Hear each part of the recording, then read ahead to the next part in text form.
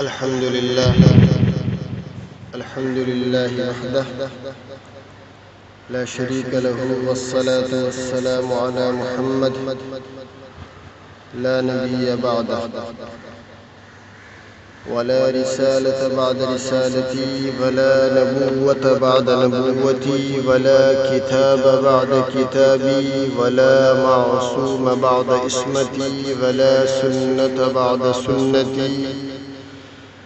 ولا أمة بعد أمتي. أما بعد، قال الله تبارك وتعالى في القرآن المجيد: فأعوذ بالله من الشيطان الرجيم، بسم الله الرحمن الرحيم. يا أيها الذين آمنوا كتب عليكم الصيام كما كتب على الذين من قبلكم لعلكم تتقون. صدق الله العظيم وصدق رسوله النبي الكريم، ونحن على ذلك لمن الشاهدين والشاكرين والحمد لله رب العالمين. سبحانك لا علم لنا إلا ما علمتنا إنك أنت العليم الحكيم. میرے محترم بزرگوں اور دوستوں، دینی اور ایمانی بھائیوں، اللہ جل جلالہ وعم نوالہ نے ہم تمام کو رمضان المبارک جیسا بابرکت مہینہ عطا کیا اور توفیق بخشی کہ میں دین کی کچھ بات کروں، آپ لوگ دین کی کچھ بات سنیں. یہ اسی کا کرم ہے، یہ اسی کی توفیق دی ہوئی ہے. نہیں تو آج اس بابرکت مہینے میں آپ بہت سے لوگ ایسے دیکھیں گے جو نہ تو رمضان کی رحمتوں سے مستفیض ہو رہے ہیں، نہ رمضان المبارک جیسے بابرکت مہینے سے کچھ فائدہ اٹھا رہے ہیں. یہ مثالیں آپ کو آس پڑوس میں چلتے پھرتے بہت ساری جگہوں پر دیکھنے کے لیے مل جائیں گی کہ اتنے سخت آزمائش والے ماحول میں بھی لوگ دین سے بیزار ہیں، دین سے دوری کیے ہوئے ہیں. کرونا وائرس اور لاک ڈاؤن سے بدتر حالات کیا آ سکتے ہیں اس انسان پر کہ انسان اس کو بھی نہیں سمجھ پا رہا ہے. خدا کے حکموں کو اور رسول اللہ صلی اللہ علیہ وسلم کے طریقوں کو توڑ کر کے چھوڑ کر کے زندگی گزار رہا ہے. اس کے لیے رمضان، روزہ، تراویح، توبہ، استغفار، دعائیں، یہ سب کچھ معنی نہیں رکھتے. اس کی جو زندگی رمضان سے قبل تھی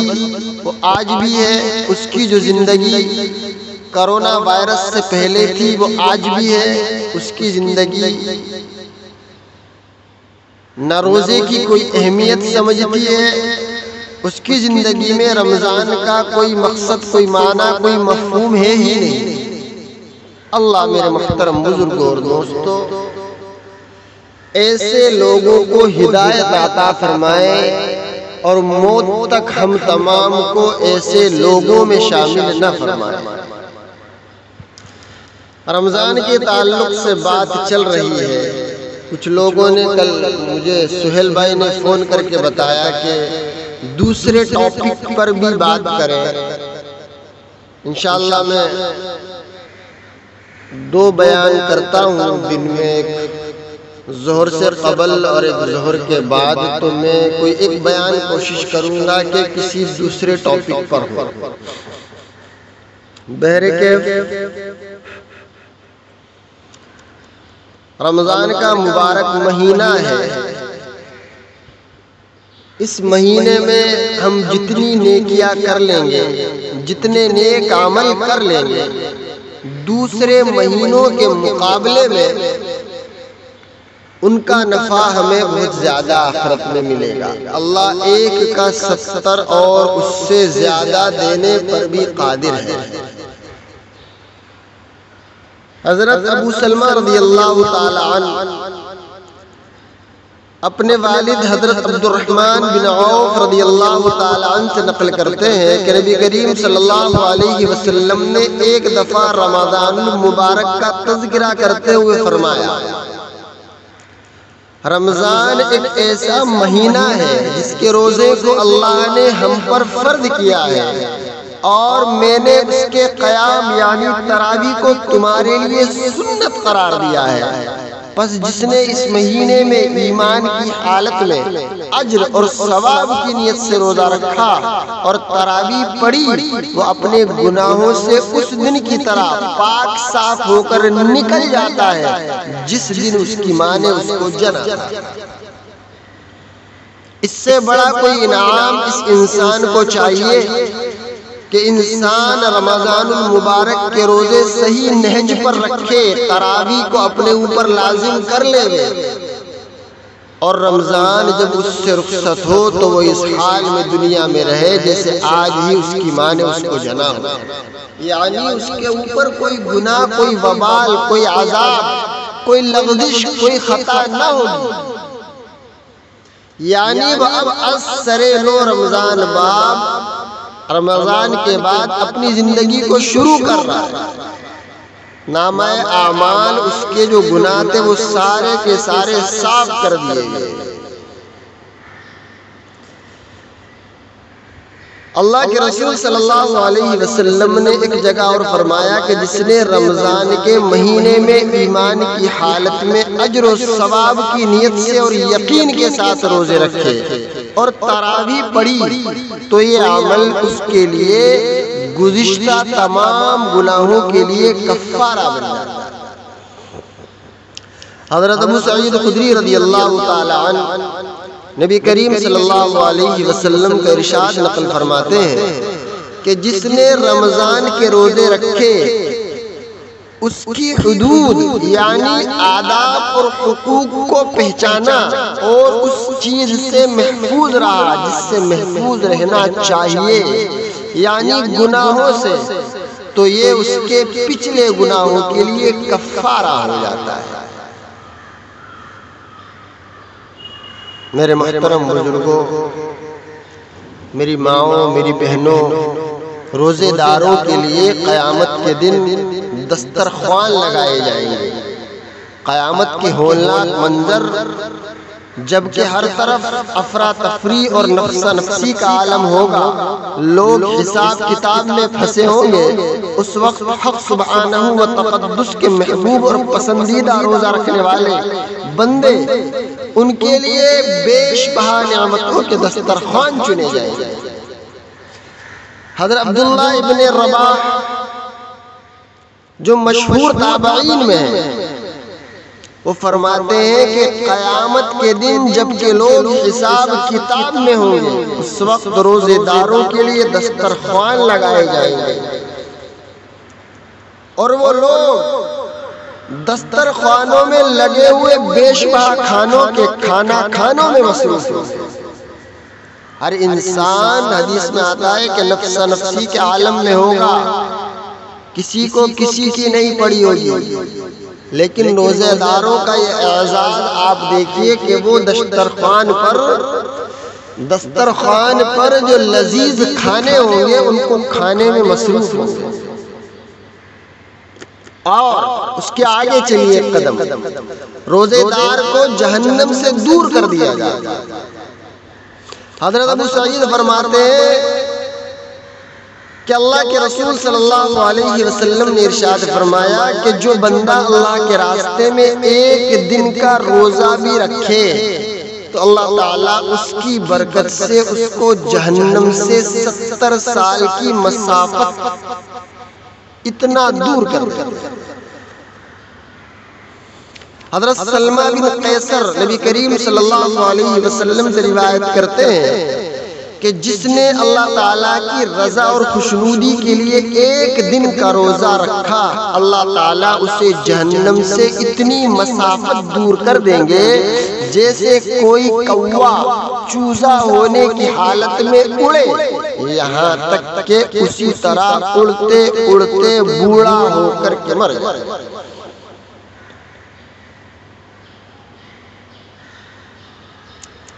حضرت عتبہ رضی اللہ تعالیٰ عنہ نبی کریم صلی اللہ علیہ وسلم کا ارشاد نقل فرماتے ہیں کہ جس نے اللہ تعالیٰ کے راستے میں ایک دن روزہ رکھا، اللہ تعالیٰ جہنم کو اس سے اتنی دور کر دیں گے جیسا کہ ساتوں آسمانوں اور زمینوں کے درمیان کی مسافت، اور جس نے اللہ تعالیٰ کے راستے میں ایک دن نفلی روزہ رکھا، اللہ تعالیٰ جہنم کو اس سے اتنی مسافت دور کر دیں گے جتنا آسمان کے درمیان فاصلہ ہے۔ اللہ تعالیٰ خود فرماتے ہیں، آگے چلیے اور ایک قدم آگے چلیے، کہ روزے کا اجر خود اللہ تعالیٰ عنایت فرمائیں گے۔ اللہ خود فرماتے ہیں کہ وَأَنَا أَجْزِي بِهِ۔ حدیث قدسی میں ہے، نبی کریم صلی اللہ علیہ وسلم اللہ تعالیٰ کا ارشاد نقل فرماتے ہیں کہ روزہ میرے لیے ہی ہے اور میں ہی اس کا بدلہ دوں گا، کیونکہ روزہ دار میری وجہ سے اپنی خواہش اور کھانے اور پینے کو چھوڑتا ہے۔ ایک اور روایت میں کہ روزہ دار میری وجہ سے کھانا پینا اور اپنی لذت والی چیزوں کو چھوڑتا ہے اور میری وجہ سے اپنی بیوی سے قربت کے باوجود دور رہتا ہے، لہذا میں خود اس کا اجر دوں گا۔ ایک اور حدیث قدسی میں ہے کہ اللہ تعالیٰ ارشاد فرماتے ہیں کہ روزے کے علاوہ ابن آدم کا ہر عمل اس کے لیے ہے، یعنی اس میں اس کی ذاتی کوئی نہ کوئی غرض شامل ہو سکتی ہے، لیکن روزہ میرے لیے ہی ہے اور میں خود اس کا بدلہ دوں گا۔ ایک اور روایت میں اللہ کے رسول صلی اللہ علیہ وسلم ارشاد فرماتے ہیں، بے شک تمہارا پروردگار فرماتا ہے کہ ہر نیکی کا اجر 10 گنا سے لے کر 700 گنا تک ملتا ہے، اور روزہ میرے لیے ہے، میں خود اس کا اجر عنایت فرماؤں گا۔ اور آگے چلیے، اللہ خود فرماتا ہے کہ روزے دار کو بغیر حساب کے اجر دیا جائے۔ حضرت کعب بن احبار رحمت اللہ علیہ، جو کہ یہودیوں کے ایک بڑے عالم تھے، نبی کریم صلی اللہ علیہ وسلم کے دنیا سے رخصت ہو جانے کے بعد حضرت عمر رضی اللہ تعالیٰ عنہ کے زمانے خلافت میں مسلمان ہوئے۔ ان کے علم اور فضل کا یہ عالم تھا کہ صحابہ ان سے روایت کرتے تھے۔ وہ فرماتے کہ قیامت کے دن ایک پکارنے والا اللہ جل جلالہ وعم نوالہ کی جانب سے آواز لگائے گا کہ ہر کھیتی کرنے والا عمل کرنے والے کو اس کی کھیتی کے بدلے میں بدلہ دیا جائے گا اور اس میں اضافہ بھی کیا جائے گا، سوائے اہل قرآن اور روزے دار کے، کیونکہ انہیں ان کا اجر بغیر کسی حساب کتاب کے دیا جائے گا۔ میرے محترم بزرگوں اور دوستوں، یہ بڑے فضائل ہیں روزوں کے، خاص کر یہ رمضان المبارک کا جو مہینہ ہے، انسان اللہ کے رسول صلی اللہ علیہ وسلم کی اس حدیث مبارکہ سے روزے کی فضیلت اور اہمیت کا اندازہ لگا سکتا ہے کہ اللہ کے رسول فرماتے ہیں کہ کوئی شخص بغیر کسی شرعی عذر کے رمضان المبارک کے مہینے کا اگر روزہ چھوڑ دے تو اس روزے کی کمی کو پورا کرنے کے لیے وہ ساری زندگی موت تک اگر روزہ رکھتا رہے تو بھی رمضان کے مبارک مہینے کا جو اس نے روزہ چھوڑا ہے اس کا بدل نہیں ہو سکتا۔ اور روزے کے ثواب جو ہے سوائے اللہ تعالیٰ کے کوئی نہیں جانتا۔ حضرت عبداللہ ابن عمر سے مروی ہے کہ نبی کریم صلی اللہ علیہ وسلم ارشاد فرماتے ہیں کہ روزہ رکھنے والے کا ثواب سوائے اللہ جل جلالہ و عم نوالہ کے کوئی نہیں جانتا۔ یہ ایک بہت بڑی روایت ہے، اس کا میں نے ایک مختصر جملہ عرض کیا۔ خیر پوری تفصیل میں عرض کر دیتا ہوں۔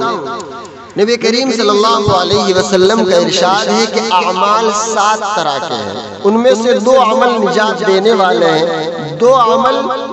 تیسرے چوتھے ایسے ہیں کہ ان کے مثل بدلہ دیا جاتا ہے، ایک 5واں عمل ایسا ہے کہ اس کے بدلے 10 گنا مثل ملتا ہے، ایک 6واں عمل ایسا ہے کہ اس کے بدلے میں 700 گنا ملتا ہے، اور ایک 7واں عمل ایسا ہے کہ اس کے کرنے والے کا ثواب سوائے اللہ تعالیٰ کے کوئی نہیں جانتا۔ پھر ان 6 اعمال کی تفصیل بیان کرتے ہوئے آپ صلی اللہ علیہ وسلم نے ارشاد فرمایا 2 نجات دینے والے اعمال یہ ہیں، پہلا عمل جو جہنم سے نجات دلا دیتا ہے یہ اس شخص کا عمل ہے جو اللہ تعالیٰ سے اس حالت میں ملاقات کرے کہ خالصتاً اسی کی عبادت کرتا ہو، اس کے ساتھ کسی کو شریک نہ ٹھہراتا ہو، تو اس کے لیے جنت واجب ہو جاتی ہے۔ دوسرا جنت سے نجات دلا کر جہنم کو واجب کرنے والا عمل اس شخص کا ہے جو اللہ تعالیٰ سے اس حال میں ملاقات کرے کہ اس کے ساتھ کسی کو شریک ٹھہراتا ہو تو اس کے لیے جہنم واجب ہو جاتی ہے۔ تیسرا عمل جس کا مثل دیا جاتا ہے وہ یہ ہے کہ جو برا عمل کرے اس کو اسی کا بدلہ دیا جائے گا۔ چوتھا عمل جس کا مثل دیا جاتا ہے وہ یہ ہے جو کسی اچھے عمل کا ارادہ کرے اور پھر اسے نہ کر سکے تو اس کو اسی کے مثل اجر دیا جائے گا۔ اور 5واں عمل جس کا 10 گنا بدلہ ملتا ہے وہ یہ ہے کہ جو اچھے عمل کر لے اس کو اس کے بدلے میں 10 گنا بدلہ اور ثواب دیا جائے گا۔ اور 6واں عمل یہ ہے جو اپنے مال کو اللہ تعالیٰ کے راستے میں خرچ کرے، اس کے لیے 1 درہم اور 1 دینار خرچ کرنے کو 700 گنا تک بڑھا کر دیا جائے۔ اور 7واں عمل جس کا بدلہ سوائے اللہ تعالیٰ کے کوئی نہیں جانتا وہ روزہ والا عمل ہے، اس کے رکھنے والے کا ثواب سوائے حق سبحانہ و تقدس کے کوئی نہیں جانتا۔ ایک پوری روایت ہے جس کا میں نے ایک چھوٹا سا مختصر ٹکڑا آپ تمام حضرات کے سامنے پیش کیا تھا۔ ضرورت محسوس کی تو میں نے اس پوری روایت کو بھی آپ حضرات کے سامنے بیان کر دیا۔ لہذا ضرورت اس بات کی ہے کہ ہم روزے جیسی افضل عبادت کو اور خصوصاً رمضان کے مہینے میں ترک کرنے والے نہ بنیں، اس کی اہمیت، اس کی افادیت کو سمجھیں۔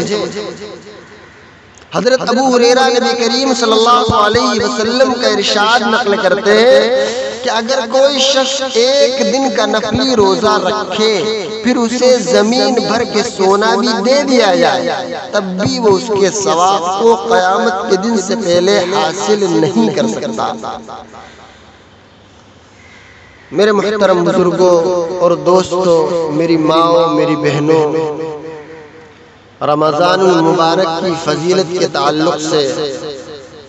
اور روزے جیسی بابرکت عبادت کے تعلق سے جتنا بھی آپ حضرات کے سامنے کہا جائے وہ کم ہے، جتنا کرا جائے وہ کم ہے۔ ضرورت اس بات کی ہے کہ ہم اس مبارک مہینے سے فیض حاصل کرنے والے بنے، اپنے رب کو راضی کرنے والے بنے، اپنے گناہوں کو اپنے اوپر جو ہم نے گناہ کر کے جو ظلم کیا ہے، اللہ کے حضور میرے بھائیوں توبہ اور استغفار کر کے ہم ان تمام کو اس مبارک مہینے میں پاک صاف کرنا۔ پتہ نہیں کل جو آئندہ رمضان آنے والا ہے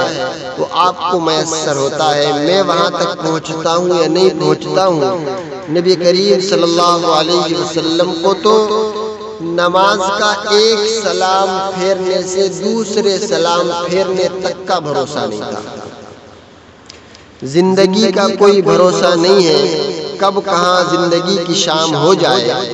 ضرورت اس بات کی ہے کہ ہمارا ہر اٹھنے والا قدم اللہ کو راضی کرنے والا ہو اور رسول اللہ صلی اللہ علیہ وسلم کی سنتوں پر عمل کرنے والا ہو۔ دعا کریں میرے محترم بزرگوں اور دوستوں، میری ماؤں بہنوں، اللہ ہم تمام کو رمضان المبارک کی اور روزے رکھنے کی اور رمضان سے فیضیاب ہونے کی اور روزوں کی قدردانی کرنے کی توفیق مرحمت فرمائے۔ آمین ثم آمین، وآخر دعوانا ان الحمدللہ رب العالمین۔